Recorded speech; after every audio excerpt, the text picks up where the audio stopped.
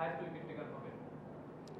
না আসলে প্রত্যেকটা প্লেয়ারই একটা এম থাকে যে আমি ন্যাশনাল টিমে খেলবো, ফার্স্ট এম এটা থাকে। বাট ন্যাশনাল টিমে খেলার পরে আমি কত দূর যাব হয়তো বা অনেকজনের গোল থাকে। তো আমি বেসিক্যালি পার্সোনালি এরকম কোনো গোল ছিল না যে আমি এইখানে শেষ করব বা এই পর্যন্ত যাব। ট্রাই করব আমি যত দূর যাইতে পারি আর কি আমার ক্যারিয়ারের শেষ পর্যন্ত। ছোটবেলায় গোলটা ছিল কিনা যে এক সময় হাইয়েস্ট উইকেট টেকার হবো? ছোটোবেলায় এরকম ইয়ে তো থাকে যে আমি অনেকগুলো উইকেট নেবো, এটা তো সবারই, প্রত্যেকটা প্লেয়ারেরই একটা স্বপ্ন থাকে। তাজুল ভাই, যেটা হচ্ছে বললো যে আপনি এখন 18 বছর ছিলেন, তো আমরা যদি আপনার ক্যারিয়ারের সেটা দিকে একটা ব্রেকডাউন করি, তখন দেখা যাবে যে 2017 সালের পর থেকে, মানে যখন আর কি সাকিব আল হাসান টেস্টে অনিয়মিত হয়ে গেছেন, তখন থেকে হচ্ছে আপনার স্ট্যাটটা একটু বেটার। তার আগে যখন সাকিব রেগুলার ছিলেন তখন আর একটু মানে তুলনামূলক একটু কম বেশি ছিল। তো মানে আপনার বিষয়ে মনে হয় যে আপনি যখন মেইন রোলটা পেলেন, সাকিব যখন অনিয়মিত হয়েছিল তখন থেকে আপনি মেইন রোলটা পেলেন, এই মেইন রোলটা পাওয়ার পর থেকে আসলে আপনার মধ্যে আর বেশি কাজ করেছে যে আমার একটু ভালো করতে হবে, বা মেইন রোলটাই আসলে আপনার ভিতরে ভালোটা বেশি বের করে এনেছে? না আসলে জিনিসটা এমন না। আপনি যখন ন্যাশনাল টিমে খেলবেন তখন আপনি পারফরমেন্স সবসময় করতে হবে, এটাই হচ্ছে যে এটা হচ্ছে পারফরমেন্সের জায়গা। আর আমি সাকিব ভাইকে কি দিতে পেরেছি এটা মানে কোনো মুখ্য বিষয় না। বাট সাকিব ভাই যতদিন ছিল বাংলাদেশ টিমকে অনেক কিছু দিয়েছে, এবং ইন্ডিভিজুয়ালি যে আমরা পার্সোনাল যারা প্লেয়ার, ওনার অভিজ্ঞতা ছিল, উনি অনেক দিন বাংলাদেশের ওয়ার্ল্ডের এক নাম্বার পজিশনে ছিল। আসলে একটা মানুষ তো এক নাম্বার পজিশনে এমনি এমনি যাইতে পারে না, অবশ্যই ওনার মধ্যে ওরকম কিছু ছিল, ওরকম কোয়ালিটি ছিল। আমরা চেষ্টা করছি আর কি ওই জিনিসগুলো নেওয়ার জন্য, এবং আমাদেরকে উনি সবসময় সাজেশনও দিতে, এবং আমাদেরকে ওনার অভিজ্ঞতা থেকে যতটুকু পারছে আমাদেরকে আমাদের সাথে ডিসকাস করছে যে আমরা আসলে কিভাবে আগাইতে পারি।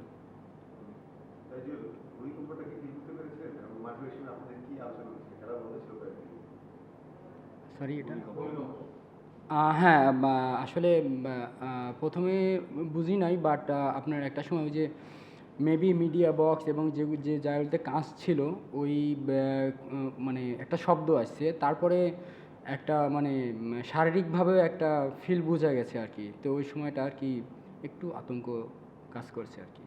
এমনিতে আপনি বলছেন যে ডেফিনেটলি ছোটবেলায় বা খেলা যখন শুরু করছেন তখন এত বড় লক্ষ্য থাকে না, বাট কিছুদিন আগে থেকে যখন আপনি 200 উইকেট পার হলেন বা আস্তে আস্তে এগোচ্ছেন, তখন নিশ্চয়ই টার্গেট ছিল যে একটা সময় হাইয়েস্ট উইকেটটা তো আমার হচ্ছে, কারণ আপনি শুধু এগোচ্ছেন। তো কোন সময়টা থেকে আপনার মনে হচ্ছিল যে এখন আমার হতে পারে যে হাইয়েস্ট উইকেট টেকার বা সাকিব ক্রস করতে পারে?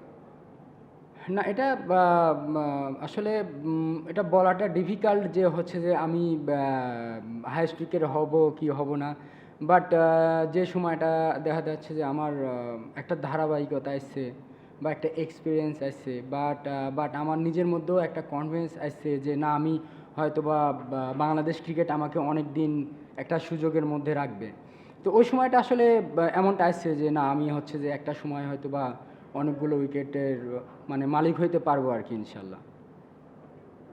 তাজুল ভাই, কালকে মুশফিক ভাই বলছিলেন যে একটা স্ট্যান্ডার্ড সেট করার ব্যাপার থাকে ওনার ক্ষেত্রে। এটা যখন উনি প্রথম ডাবল হান্ড্রেডটা করলেন তখন মনে হয় যে একটা স্ট্যান্ডার্ড সেট করতে পেরেছেন, পরে বাকিরা করেছেন, আবার এখন 100 টেস্ট খেলছেন, সেটাও একটা তিনি মনে করেন যে একটা স্ট্যান্ডার্ড সেট হয়েছে।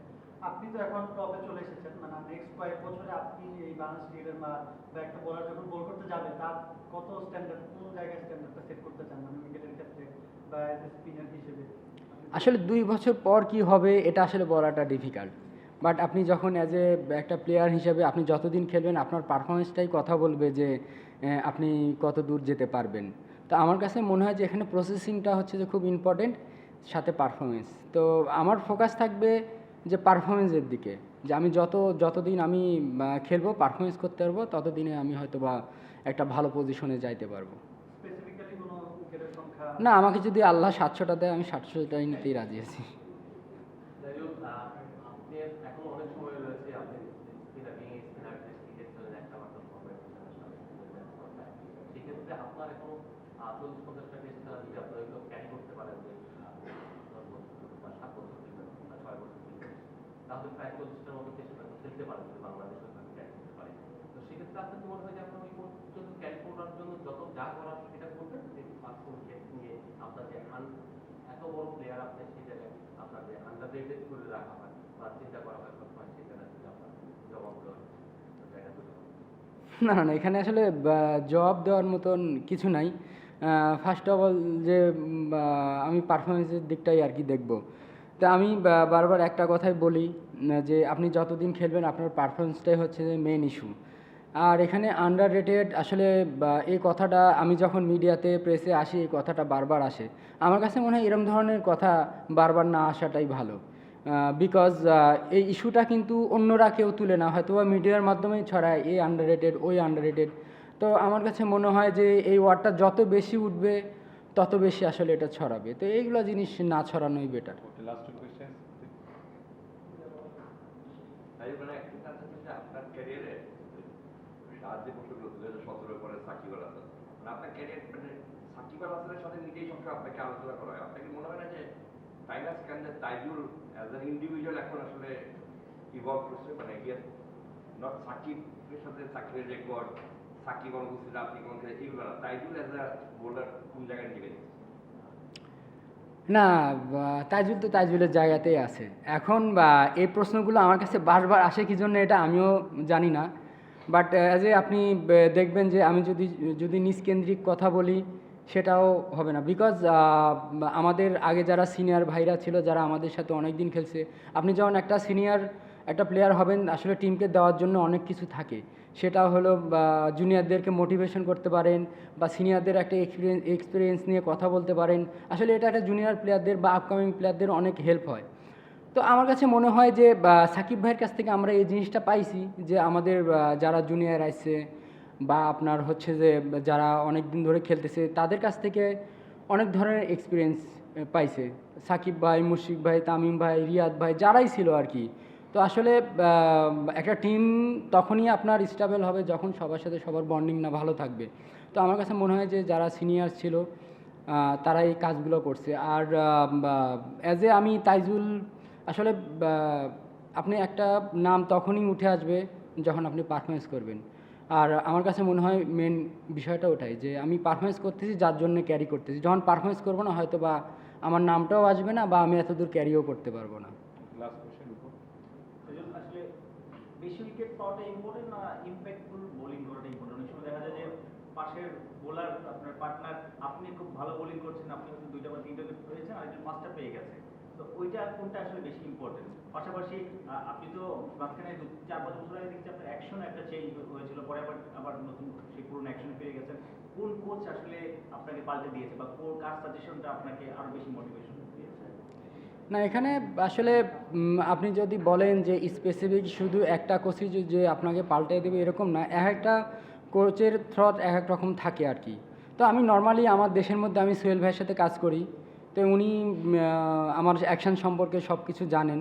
বা আমি যখন অ্যাকশান চেঞ্জ করছি উনি এই অ্যাকশানে আনতে উনিও হেল্প করছে আর কি। আর দেখবেন যে তারপরে আমি অনেকগুলো কোচের সাথেই কাজ করছি। তো একটা কোচের থট এক এক রকম থাকতেই পারে, বাট সাজেশন সবারটাই নিতে হয়। বিকজ আমাদের বাংলাদেশে দেখবেন একটা জিনিস খুবই ভালো, যখনই যে স্পিন কোচরা আসছে অনেক বড় বড় নাম ছিল এবং তারা ব্যাকগ্রাউন্ডে অনেক ভালো পারফরমেন্স ছিল। তো আসলে আমি একটা কথা বলছি, ওনাদের কোয়ালিটি ছিল জন্য কিন্তু এখানে আসছে বা ওনারা বড় বড় জায়গায় কাজ করছে। তো আপনি যেখানে যেটাই করেন না কেন প্রসেসটা কিন্তু এক থাকে। তো সবার সাজেশনটাই ইম্পর্টেন্ট।